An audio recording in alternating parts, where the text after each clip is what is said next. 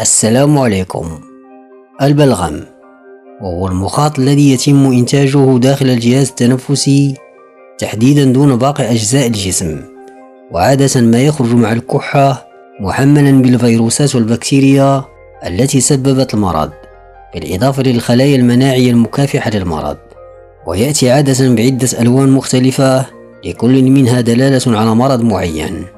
فمثلا البلغم الأصفر يدل عموما على المرض، أما البلغم الأخضر فهو يحتوي على خلايا مكافحة للمرض، في حين البلغم البني أو الذي يحتوي على لون أحمر يدل على خدش داخلي في المجاري التنفسية.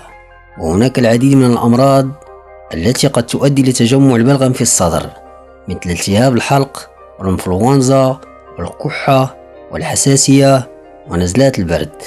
ومن بين الطرق والأساليب والعلاجات التي تساعد على طرد البلغم بنجاح وتسريع عملية الشفاء منه مشروب البصل والسكر، وهو من أفضل المشروبات الطبيعية لإذابة وطرد البلغم في الحلق، حيث يعتبر مضاد طبيعي وفعال تجاه الالتهابات والبكتيريا. الكركم والملح، ويتميز الكركم بعدة خصائص ومميزات لتخليص الجسم من السموم وبالأخص العدوى التي تصيب الجهاز التنفسي.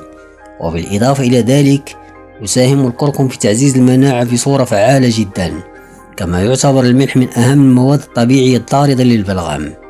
مشروب أوراق الجوافة الساخن، ويعتبر أحد أهم مشروبات الأعشاب لطرد البلغم والتخلص من الكحة والرشح، وله قدرة كبيرة على طرد البلغم، ويعد تناوله آمن لجميع الفئات مثل المرأة الحامل أو المرضعة. مشروب الزنجبيل الساخن، ويحتوي الزنجبيل على فوائد عديدة، ومنها إذابة البلغم وإزالة الاحتقان والتخلص من الغازات والقضاء على الرشح والكحة والكثير من الفوائد الأخرى. ويلجأ الكثير من الأشخاص لاختيار هذا الشراب الساخن لإذابة البلغم لأنه شراب صحي، وعند تناوله يعطي أكثر من فائدة للجسم. عصير الليمون الساخن، ويتمتع الليمون بعدة خواص، وأهمها خاصيته المضادة للفيروسات والجراثيم بسبب احتوائه على نسبة كبيرة من فيتامين سي، وهو أقوى عامل لمحاربة العدوى الخارجي للجسم. لهذا السبب يعد عصير الليمون الساخن من أفضل المشروبات لطرد البلغم. مشروب عسل النحل، ويعد عسل النحل من أقوى وأفضل الوسائل التي تعمل على طرد البلغم والفيروسات من الجسم.